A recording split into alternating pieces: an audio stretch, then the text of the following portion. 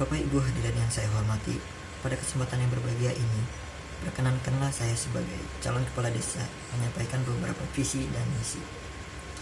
Apabila saya dikasih amanah oleh Allah Subhanahu wa taala dan masyarakat, insya Allah saya siap memimpin jalannya pemerintahan desa pada periode 2019 sampai 2025. Adapun visi misi saya sebagai berikut. Visi saya yang pertama yaitu terwujudnya masyarakat desa yang adil, sejahtera, mandiri, serta berbudaya dengan tata kelola pemerintahan yang baik melalui kerjasama semua stakeholders dan tentunya semangat gotong royong. Yang kedua, melakukan pemetaan pembangunan dengan skala prioritas serta meningkatkan perekonomian masyarakat. Selanjutnya, misi saya yang pertama yaitu meningkatkan kualitas sumber daya aparatur pemerintahan desa. Yang kedua, mendorong terwujudnya akuntabilitas kinerja perangkat desa. Yang ketiga, meningkatkan layanan publik kepada masyarakat. Yang keempat, meningkatkan kesehatan, mengusahakan jaminan kesehatan pada masyarakat melalui program pemerintah. Yang kelima, meningkatkan sarana dan prasarana umum pedesaan dengan memfokuskan pada pertanian dan pemukiman masyarakat miskin.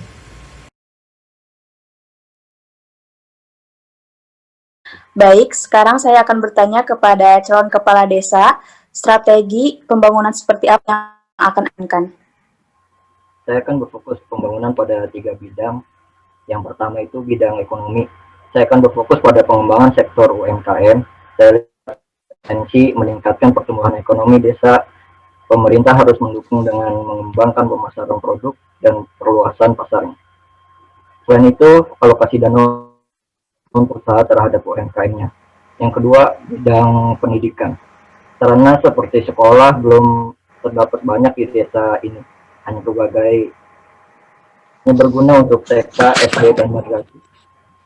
Penggunaan sekolah baru pasti membutuhkan biaya yang sangat besar. Untuk sekarang, saya akan berprogram pada pengembangan tenaga kependidikan dan bantuan kepada madrasah. Untuk 814 anak yang tidak bersekolah, saya akan membuka sekolah gratis, memanfaatkan pembangunan desa dan tenaga pendidikan yang mumpuni untuk mengembangkan kualitas SDM desa. Yang ketiga, bidang kesehatan. Saya akan berfokus untuk bantuan kesehatan kepada masyarakat yang tergolong miskin, baik bantuan pemberian gizi, imunisasi pada dan penyuluhan kepada ibu hamil, termasuk memberikan bantuan. Untuk sarana kesehatan seperti posyandu akan saya lakukan perbaikan bangunannya agar dapat dimanfaatkan dengan baik. Saya melihat anggaran dana desa hampir 70% pemerintah provinsi, sedangkan BUMDes, PAD, dan pajak sekitar 30%-nya saja. Apakah anggaran cukup untuk pembangunan? Jika tidak, kedepannya apa yang akan dikembangkan oleh Kepala untuk memenuhi anggaran pembangunan? Betul, anggaran desa sebagian besar berasal dari bantuan pemerintah provinsi. Untuk pembangunan sendiri, banyak aspek yang harus dibenahi. Maka dari itu, kami akan langsung mengalokasikan dana desa sekitar 92% pada masyarakat dan pembangunan. Sisanya akan masuk kas desa. Anggaran tersebut masih belum cukup untuk pembangunan infrastruktur jalan dan jembatan maupun sarana prasarana desa. Untuk kedepannya, kalau desa mengembangkan langsung BUMDes yang bisa disebut badan usaha milik desa dan pengelolaan pajak. Selain itu juga untuk kesejahteraan masyarakat, saya akan mendorong sektor pertanian melalui bantuan terhadap beberapa kebutuhan pertanian dan penyediaan teknologi pertanian. Lalu mengembangkan sektor UMKM juga bisa meningkatkan ekonomi desa ke depannya. Seperti itu.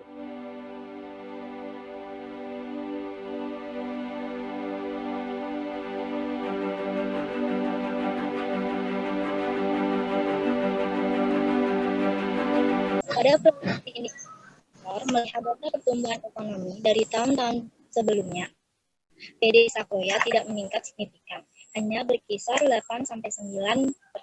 Jadi, peramalan yang dimungkinkan pada tahun yang akan datang untuk pertumbuhan ekonomi tidak akan terjadi perubahan.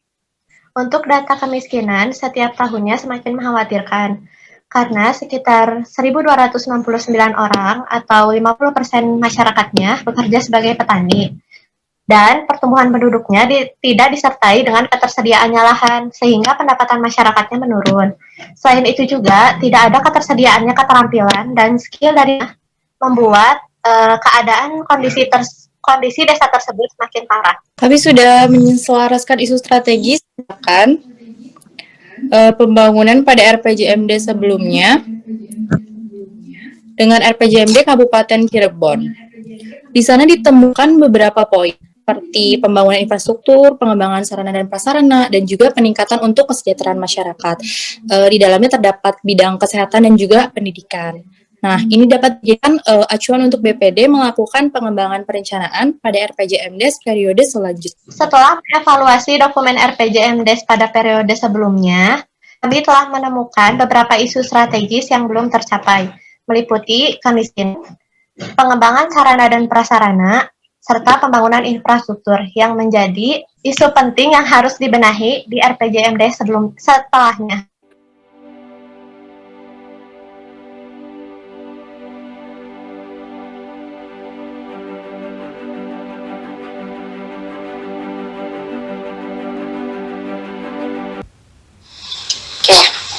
Saya akan memulai musyawarah dari perwakilan dusun untuk mengkaji keadaan desa.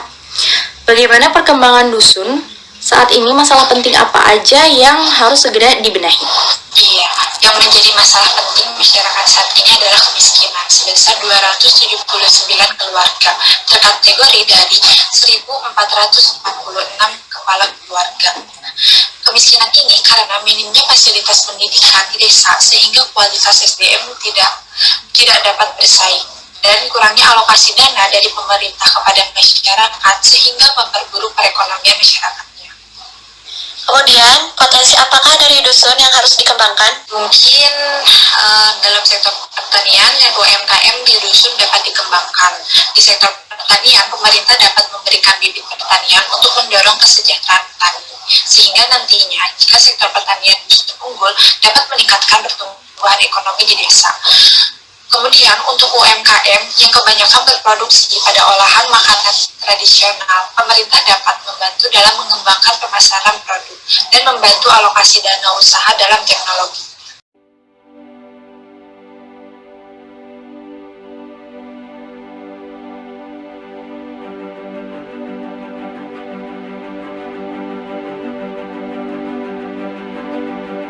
Jadi hasil rekapitulasi data RPJMD Kabupaten Cirebon, visi misi kepala desa, serta usulan rencana pembangunan dari dusun menghasilkan 4 poin. Yang pertama, kemiskinan.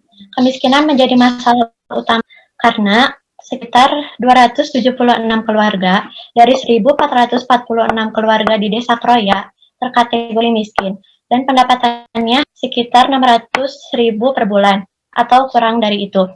Yang kedua, ada peningkatan sarana dan prasarana, termasuk di dalamnya fasilitas penunjang pendidikan kesehatan. Dalam pendidikan, di sana hanya terdapat 2, yaitu TK dan SD. Sedangkan dalam bidang kesehatan, di sana belum terdapatnya sarana puskesmas, belum juga terdapatnya tenaga kesehatan. Selain itu, sarana posyandu pun belum memadai dan belum memadai untuk dapat digunakan. Yang ketiga, ada pembangunan infrastruktur, termasuk di dalamnya jalan dan jembatan. Yang keempat, ada pengembangan sektor UMKM di desa. Itulah hasil penyusunan rencana pembangunan yang dapat saya sampaikan. Baik, sekarang kepada NGO saya akan bertanya, sebagai lembaga non-pemerintah yang turun langsung untuk membantu masyarakat, seperti apa kesejahteraan masyarakat desa? Pembangunan seperti apa yang akan didorong untuk kesejahteraan? Terima kasih. Desa Kroya ini masih sangat kurang ya. Yang saya soroti adalah 2 hal, pada bidang pendidikan dan juga bidang kesehatan. Pada bidang pendidikan sendiri, itu harus segera dibenahi, karena merupakan tren awal untuk pembangunan ke depannya. Untuk pendidikan sendiri, NGO telah berkoordinasi untuk melakukan bantuan penyuluhan kepada anak-anak yang tidak bersekolah di Desa Kroya ini dan juga memberikan sumbangan buku pelajaran gratis kepada anak-anak tersebut. Selanjutnya untuk bidang kesehatan yang harus dibangun adalah puskesmas. Karena di Desa Kroya ini belum adanya puskesmas, membuat fasilitas kesehatan masyarakat ini terpenuhi ya kesejahteraannya. Lalu setelah pembangunan puskesmas, yang harus dilakukan oleh calon kepala desa selanjutnya adalah pemenuhan fasilitas dan juga tenaga medis untuk melengkapi bidang kesehatan. NGO juga sudah berkoordinasi bahwa kami sudah menyediakan 1 dokter umum untuk ditempatkan di Desa Kroya ini, karena di Desa Kroya ini belum ada tenaga medis seperti dokter. Jadi kami telah menyediakan 1 dokter yang akan ditempatkan di bangunan desa untuk sementara menjadi ruang kesehatan. Kedepannya yang harus dibangun paling utama adalah puskesmas dahulu dan juga bidang pendidikan, perbaikan sarana dan prasarana fasilitas pendidikan. Oke, baik. Berarti pendidikan dan kesehatan yang menjadi fokus paling penting ya. Selanjutnya kepada dunia usaha dan dunia industri, sektor apa yang berpeluang mendorong pertumbuhan semakin naik di Desa Kroya ini? Terima kasih. Untuk UMKM di Desa Kroya, yang berpeluang bisa meningkatkan sektor usaha kebanyakan berproduksi makanan tradisional. Pemerintah juga dapat membantu dalam pengembangan pemasaran produk dan membuat alokasi dana usaha dalam teknologinya. Sehingga sektor usaha ini bisa membuat meningkat pertumbuhan ekonomi di desa. Baik, selanjutnya terhadap perwakilan masyarakat, ada aspirasi untuk RPJM Desa Kroya periode 2019 sampai 2025. Ini untuk pembangunan ke depannya. Ya, baik. Seperti yang sudah dipaparkan sebelumnya, bahwa masalah kemiskinan, pendidikan, dan kesehatan harus diutamakan pembangunan desa untuk RPJM Des ini. Tetapi saya juga ingin menambahkan untuk sarana prasarana desa yang tak kalah penting adalah penerangan dan pembangunan kantor RW untuk musyawarah dengan masyarakat. Selain itu, kepala desa juga harus memperbaiki modal dan terhadap lembaga perekonomian masyarakat, seperti koperasi contohnya. Mungkin segitu.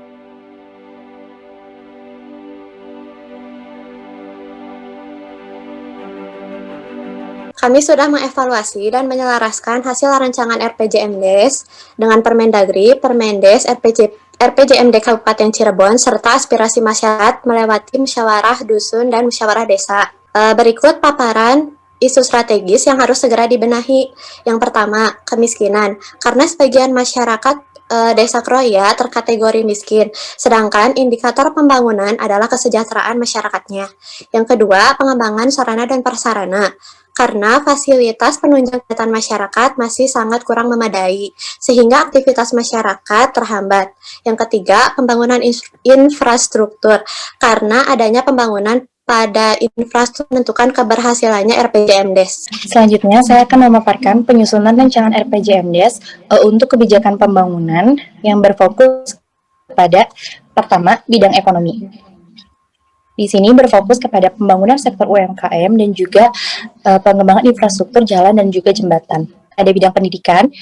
Di sini berfokus kepada pengembangan madrasah dan juga peningkatan kualitas tenaga pendidik. Lalu yang ketiga adalah di bidang kesehatan ini berfokus pada pemberdayaan posyandu dan juga bantuan kesehatan, khususnya kepada perbaikan gizi. Selanjutnya adalah prioritas desa. Di prioritas desa ini ditekankan kepada 2 hal penting, yaitu pada pembangunan khususnya sektor pertanian dan juga pembangunan normalisasi. Terakhir, untuk program pembangunan desa, kami akan meningkatkan derajat pendidikan masyarakat yang pertama, dan yang kedua adalah meningkatkan derajat kesehatan masyarakatnya. Yang ketiga adalah sarana prasarana dan juga infrastruktur pedesaan. Kelima adalah peningkatan ketentraman, ketertiban, dan kebersihan. Selanjutnya, peningkatan budaya masyarakat, ketujuh adalah peningkatan perekonomian masyarakat, dan terakhir adalah berfokus pada peningkatan aparatur pemerintah dan juga kelembagaan desa. Baik, berita acara dan dokumen penyusunan RPJM Desa Kroya pada periode 2019-2025 sudah sesuai dengan ketentuan yang ada. Hasil penyusunan RPJM Des ini saya terima.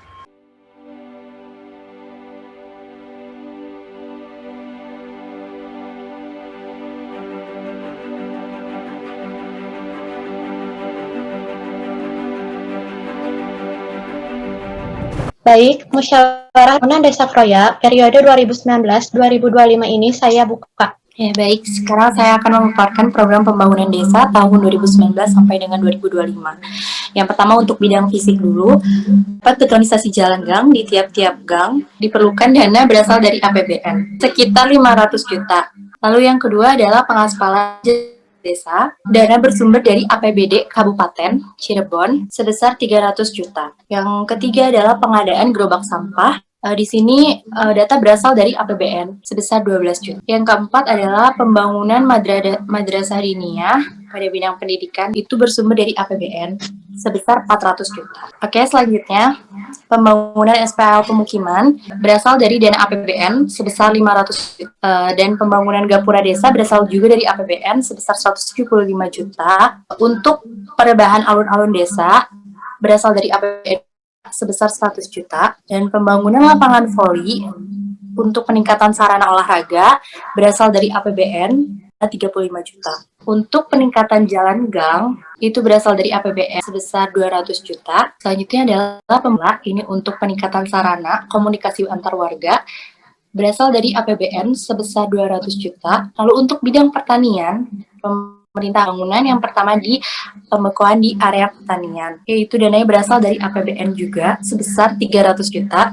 Lalu perkerasan jalan pertanian berasal dari APBN sebesar 225 juta. Selanjutnya, dari pembangunan selokan pertanian yang dananya berasal dari APBN, jumlahnya sebesar 100 juta. Ada pembangunan gorong-gorong yang dananya berasal dari APBN berjumlah 55 juta. Lalu ada peningkatan jalan pertanian betonisasi, dananya juga dari APBN sebesar 225 juta. Yang ketiga dalam bidang ekonomi yang terdiri dari pengembangan usaha produktif, dananya berasal dari APBD Kabupaten sebesar 60 juta.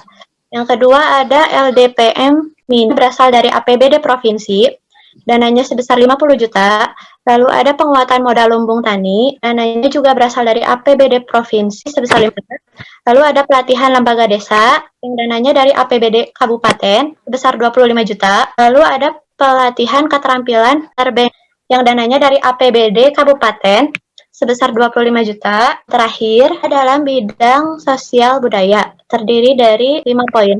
Yang pertama, pemberian makanan tambahan, yang dananya berasal dari APBD desa, sebesar 6 juta. Lalu ada pemberdayaan kader posyandu, yang dananya di provinsi, sebesar 10 juta.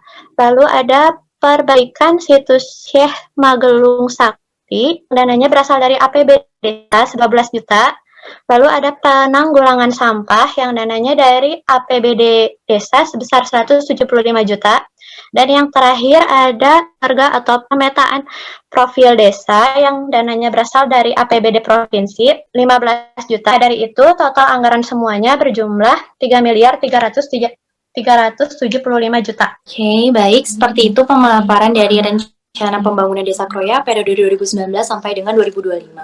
Apakah rencana tersebut dapat disepakati? Bagaimana perwakilan Budi? Apakah dapat menerima? Bisa saya sepakati. Bagaimana perwakilan dari masyarakat? Apakah dapat menerima? Baik, saya terima. Bagaimana dusun? Apakah dapat menyetujui? Baik, saya setujui.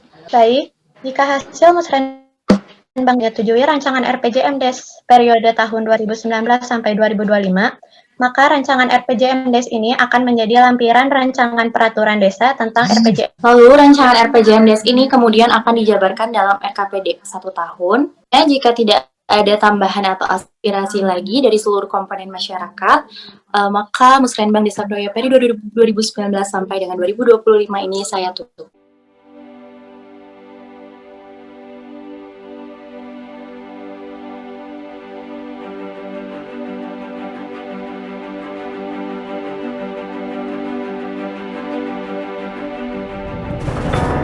Setelah mengkaji hasil musyawarah kemarin, pada bidang fisik yang mencakup infrastruktur seperti perbaikan dan pengaspalan jalan, pembangunan sarana prasarana, dan juga aspal pemukiman atau saluran pembuangan air limbah untuk pemukiman masyarakat.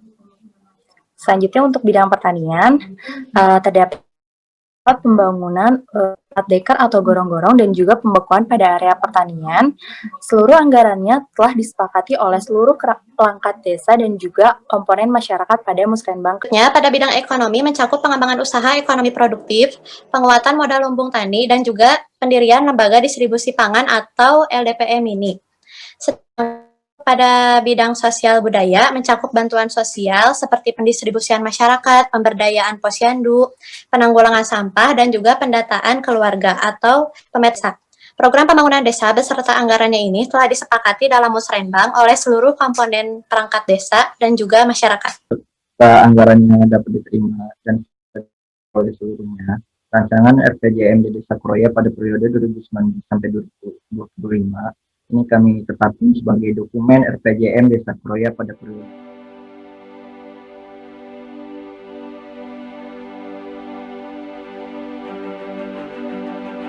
Baik, saya akan buat peraturan Desa Kroya nomor 114 tahun 2019 tentang rancangan pembangunan jangka menengah desa tahun 2019 sampai 2025.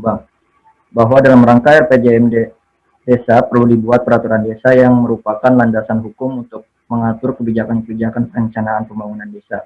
Untuk mendapatkan RPJM Desa, sebagaimana dimaksud huruf A, diperlukan adanya peraturan desa. Bahwa untuk menjabarkan dan melengkapi peraturan tersebut diperlukan keputusan bahwa dalam menjalankan kebijakan tertentu diperlukan rekomendasi dan petunjuk teknis. Ingat yang pertama, Peraturan Menteri Dalam Negeri Nomor 5 Tahun 2007 tentang pedoman pemataan lembaga masyarakat. Yang kedua, Peraturan Menteri Dalam Negeri Nomor 7 Tahun 2007 tentang Kode Pemberdayaan Masyarakat. Yang ketiga, Peraturan Menteri Dalam Negeri Nomor 12 Tahun 2007 tentang pedoman penyusunan dan pendayagunaan data profil desa. Dan keempat, Peraturan Menteri Dalam Negeri Nomor 114 Tahun 2014 tentang pedoman pembangunan desa. Yang kelima, Peraturan Menteri Nomor 67 Tahun 2007 tentang pendapatan program pembangunan desa. Yang keenam, Peraturan Daerah Kabupaten Cirebon Nomor 16 Tahun 2006 tentang pedoman penyusunan peraturan desa. Peraturan Daerah Kabupaten Cirebon Nomor 15 Tahun 2006 tentang organisasi dan tim dan tata kerja pemerintah desa lembaran daerah Kabupaten Cirebon tahun 2006 Nomor 15 seri D8. Yang kedelapan, Peraturan Bupati Nomor 44 tentang tata cara pengelolaan kekayaan desa lembaran daerah tahun 2011 nomor 44 seri E. Baik, peraturan desa mengenai RPJM Desa kami sepakati.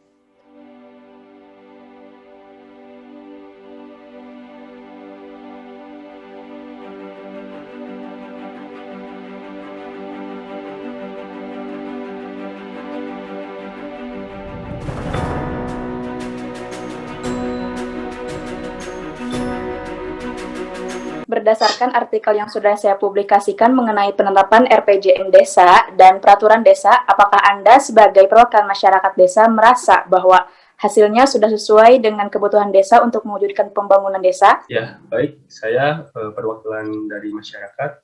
Saya rasa hasilnya sudah sesuai karena aspirasi masyarakat sudah masuk ke dalam program dan saya yakin dengan adanya RPJM Desa ini dapat mewujudkan pembangunan desa. Baik, jika dirasa sudah selesai, lalu untuk perwakilan NGO, Dudi, dan perwakilan dusun, apakah merasa bahwa RPJM Desa ini sudah cukup baik? Baik, saya dari perwakilan dusun, menurut saya sudah sangat baik karena pengembangan di sektor pertanian menjadi fokus utama pada RPJM Desa, sehingga saya rasa kedepannya ekonomi masyarakat akan lebih baik dan dapat mengurangi angka kemiskinannya. Saya rasa juga sudah baik karena sektor usaha di desa ini mendapat anggaran cukup besar. Ini berarti pemerintah mendukung sektor usaha produktif seperti ternak itik dan bebek, telur asin, rongsok besi, ikan, pindang, sehingga saya cukup puas akan hasil dokumentasi RPJM Desa ini. Ya, selanjutnya kalau bagi saya untuk perwakilan NGO hampir sebagian besar sudah terwujud ya pada bidang pendidikan dan juga kesehatan. Hanya di sini yang harus disoroti adalah di bidang kesehatan untuk pembangunan puskesmas belum masuk ke dalam program pembangunan RPJM Desa Kroya ini ya untuk periode 2019 dan sampai dengan 2025. Tetapi saya cukup memaklumi karena mungkin pembangunan puskesmas ini sendiri membutuhkan membutuhkan biaya yang sangat besar untuk pembangunannya, sedangkan pemerintah mungkin menyoroti untuk pembangunan yang lebih penting untuk bidang yang lainnya. Sebenarnya bangunan desa yang sudah ada ataupun posyandu itu dapat diberdayakan atau dimanfaatkan untuk sementara menjadi ruang kesehatan untuk menghentikan puskesmas sementara ini, seperti itu.